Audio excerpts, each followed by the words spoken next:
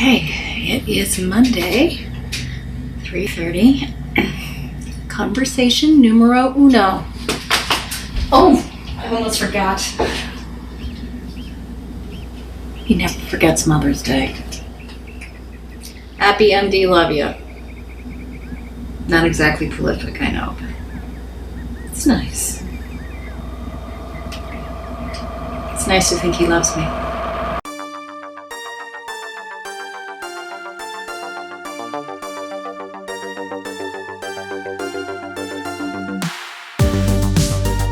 Hey folks, welcome back to Three Corners of Horror. But I know hopefully you missed us, but we're back. Before we go on, I would like to give a shout out to Lindsay Evans. She's no longer with us. I hope you the best in your future endeavors and wish you the best of luck.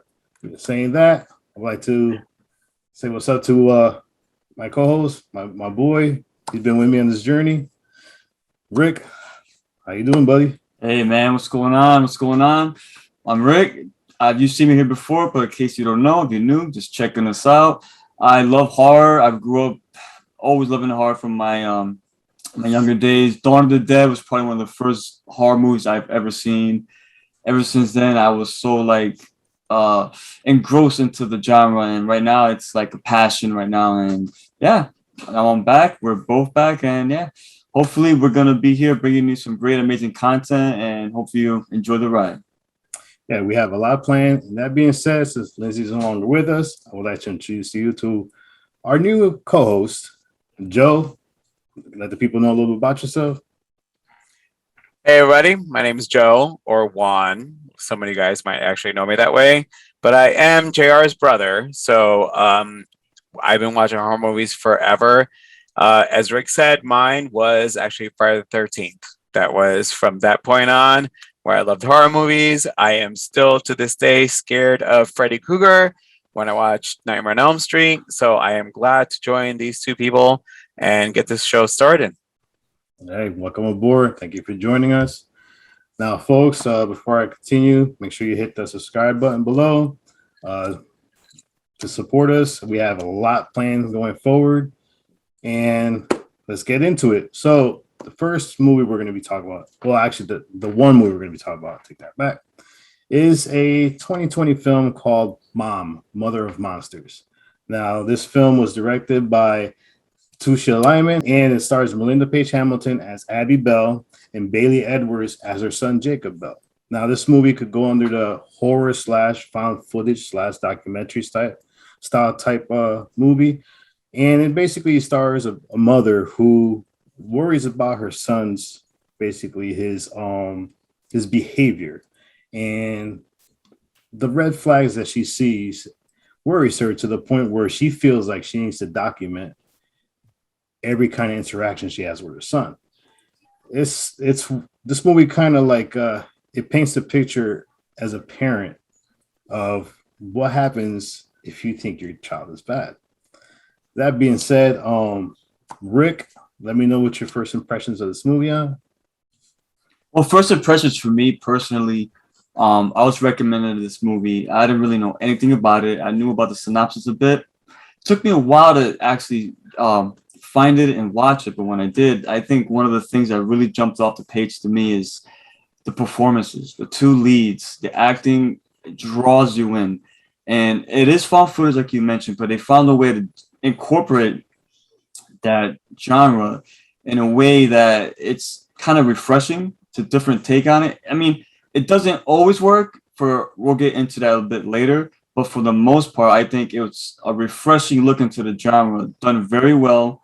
Like I said, with a couple minor hiccups on there, but overall, I think the movie was really interesting. And it's the kind of movie where it starts at 10 and it just keeps increasing. And from the very beginning, you're kind of engrossed into the story, the two characters, the mother and the son.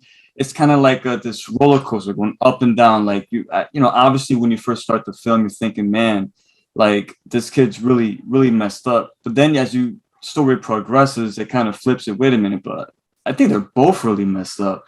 And you don't really know which side of the, whose side is more accurate as to who the real monster is. So that kind of comes towards the end, which we'll get into. But I think overall, right now, first impression when I first saw it, very good, very entertaining. Like I said, never boring, and I think at the end it kind of escalates into this crescendo where it leaves you wanting more.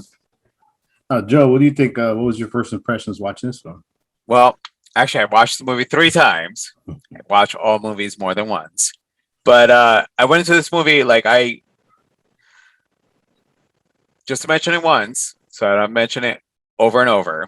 But I come in here with a little bit with this degree in psychology. So when I looked at this, I looked at this movie as what happens with the psychological effects that parenthood can actually have on a child. However, the same thing that the effects that the parent could experience themselves, being a parent. And as I kept watching this movie, in the beginning, I saw the narrative that the mother was trying to paint, but by the end of the movie, you're left with a question mark because you don't know if actually the child was the bad person here or if actually was the mother. I'll get into that myself a little bit later on, but I just feel that maybe the mother herself was the bad person here who painted the child as the villain when it was actually the mother.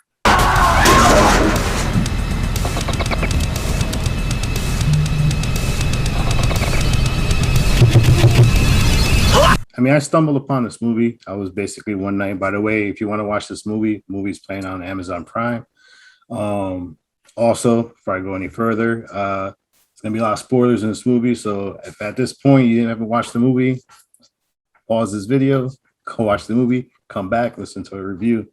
But for me, the way the movie started from the get-go, with her basically videotaping her child and questioning what her child did to whatever it was, because they didn't really explain what he did or what he hurt or killed. But then it goes immediately into basically the tension that's between her and her son. And I think the tension drove this, but the fact is you always had that question that she said in the movies: what do you do if you think your child is bad?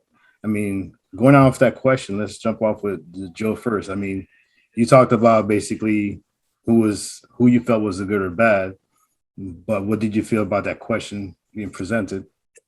Well, for me, the mother, she asked that question.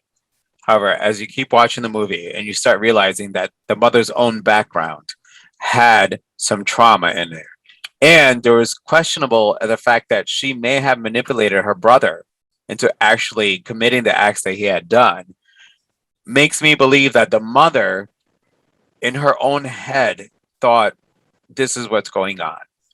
And she controlled the narrative on it. Like for me, the way that I felt as the movie went along was she was trying to portray that her son was this way, and if all these things are going to happen is because her son is this way. However, she may have set up everything to happen that way. All right, Rick, what do you think about that? Hit the nail right on the head right there, Joe, because I was thinking the same thing. I think this movie, its underlying message is pretty much bad parenting. And she had trauma early on with her younger brother, who was also the same age as her son, roughly. And she's projecting that trauma onto her own son. And I think one of you mentioned it earlier that you didn't see exactly what he harmed earlier in the film. And even there's another scene where he's playing it's like a little birdhouse, and he's just standing by it, honestly. And she's like, no, this don't do it. But he's not really doing anything if you pay attention to that. He's not. So I think she is somehow, without really realizing it, morphing this young kid into the monster who she believes he was. And as the movie does progress, you do see him hurting animals. And I think that comes from her picture that she painted of what she believed in her head, the path he was going down. So I think that's a perfect way to analyze that situation. If I can, it's kind of like manifest destiny. Like she manifested what she was expecting to happen, what she believed was supposed to happen. Yeah, there was a scene earlier in the movie where basically she's dropping him off at school, and she's already, as soon as he gets out the car, she's like, look at him, fake Jacob, fake Jacob. And then she quickly reverses herself to saying, well, maybe it's me, maybe it's this psychomatic expression, maybe it's so she has this tendency where she accuses him of something or his behavior, immediately makes excuses for it.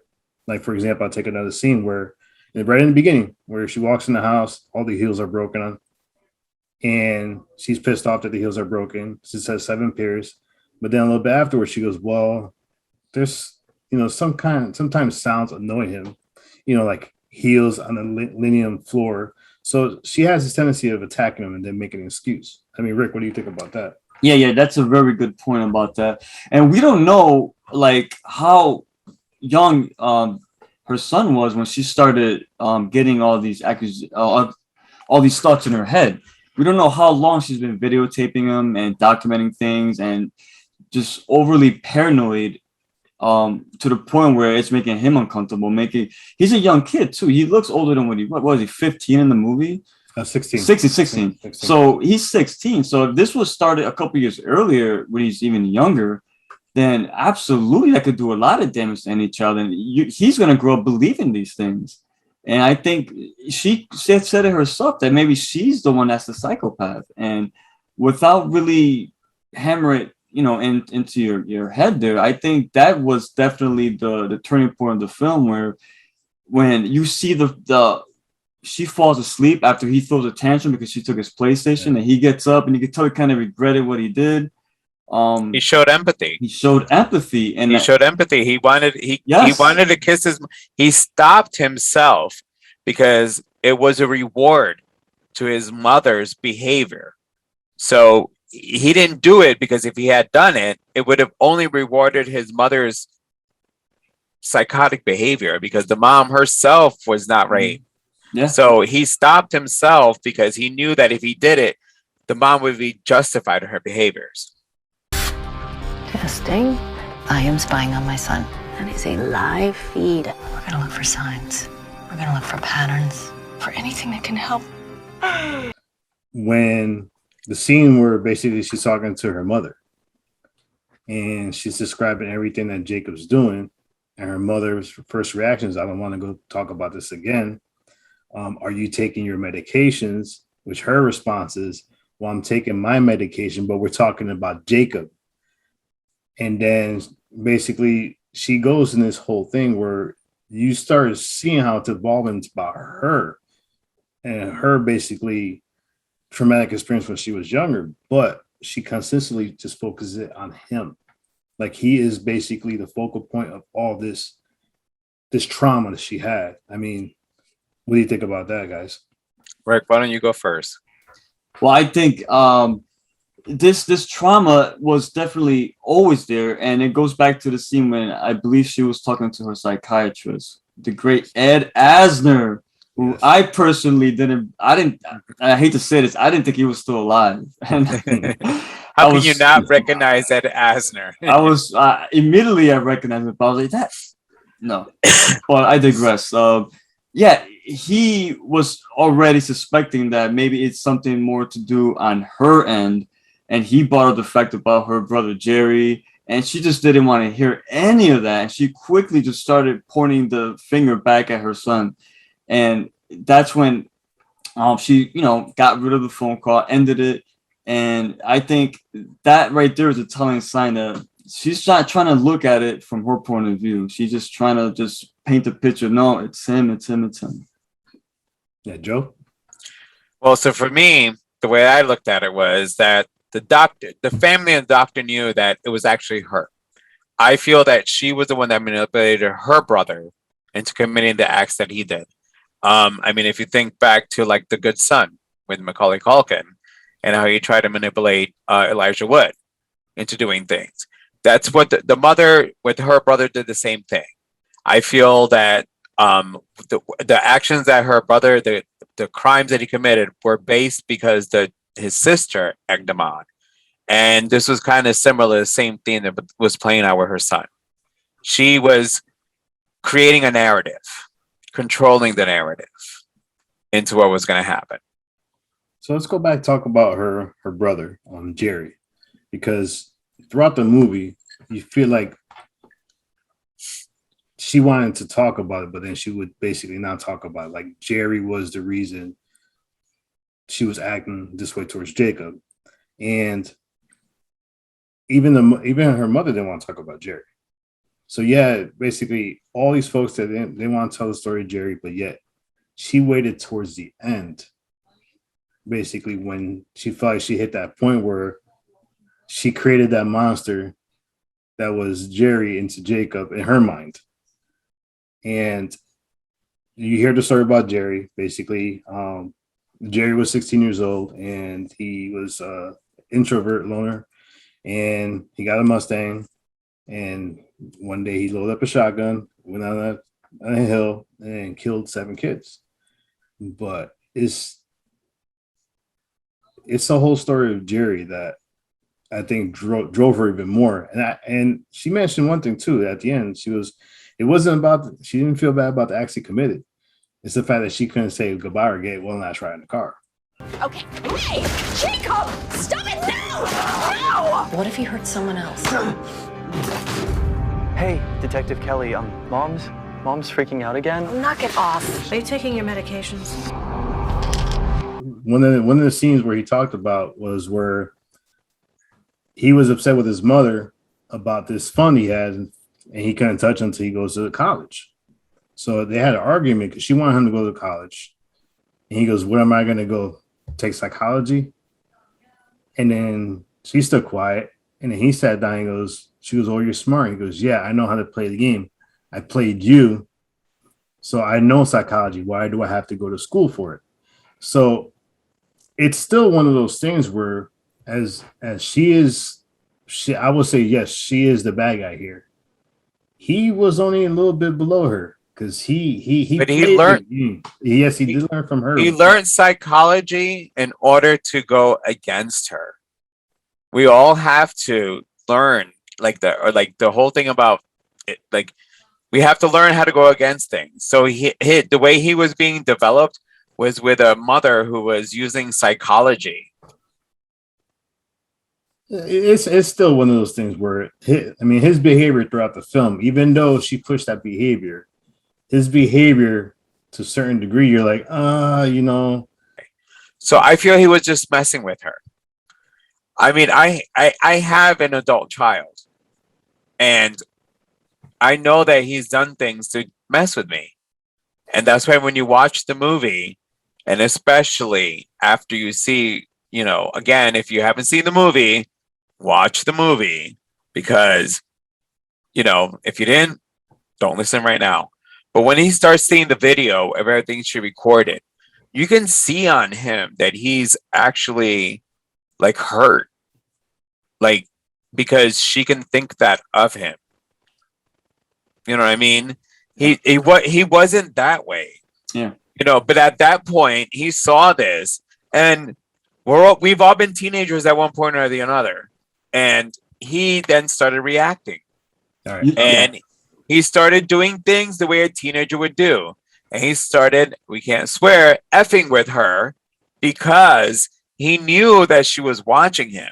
So I'm going to play your game right now, but I'm going to play your game right now to make you look stupid.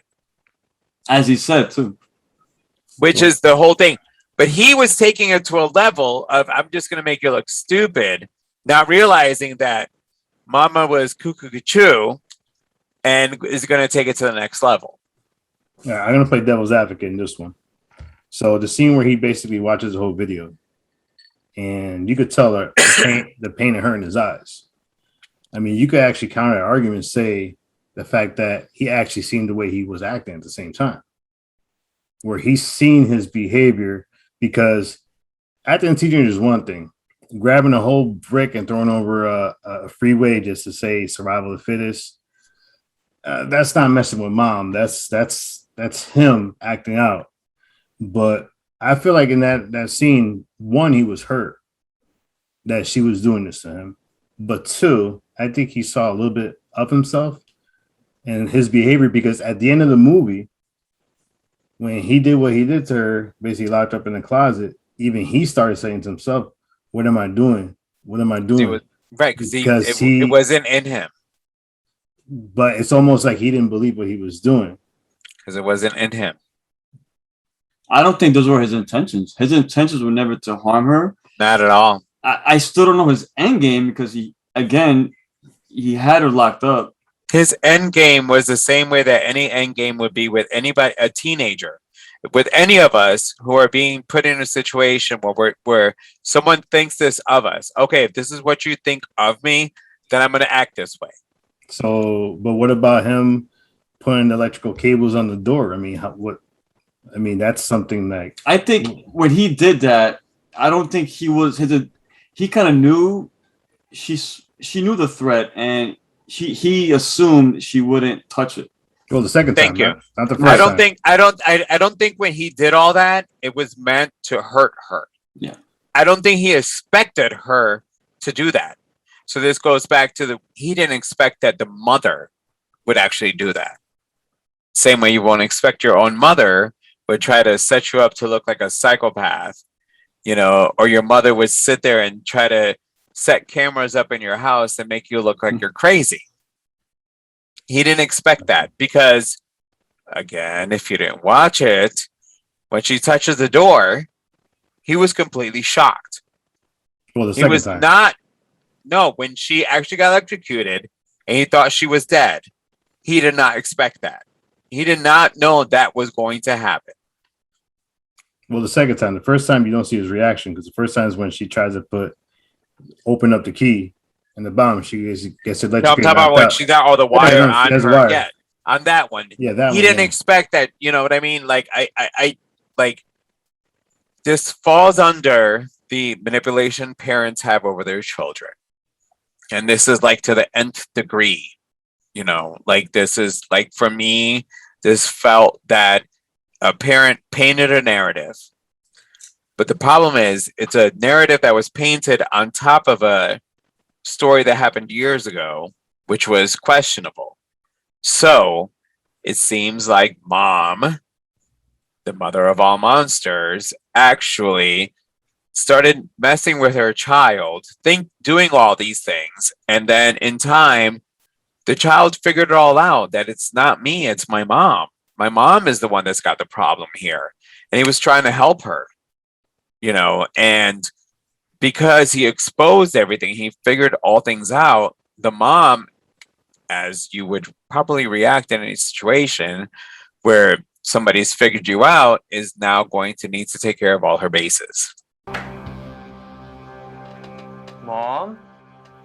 Mom? Even if I could turn him in, I probably wouldn't. Maybe he'll get better. I would say this is one of those movies that everybody's going to have a different viewpoint of it. It's that good of a movie that we've having a discussion. And like, for example, my son watched it with me and he countered every argument. He did think that it was the issue with the kid. He has some issues.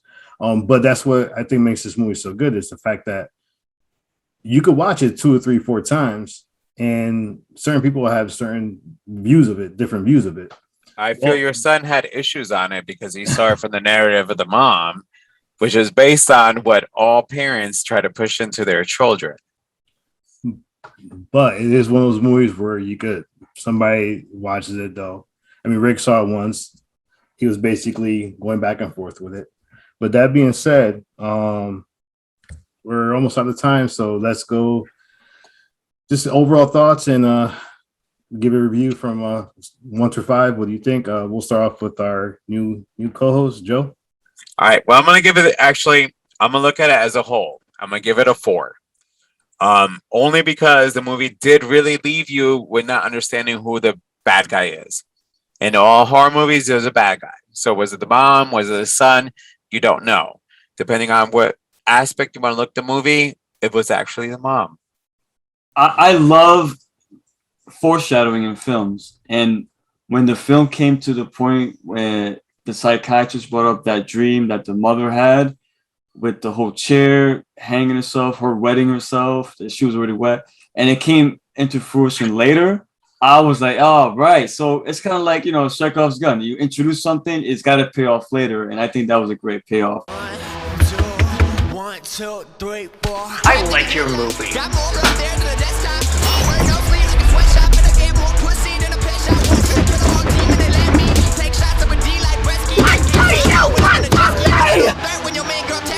I think the performances, the acting, writing, directing, the format, the structure, everything, brilliant. I loved it. 4 out of 5.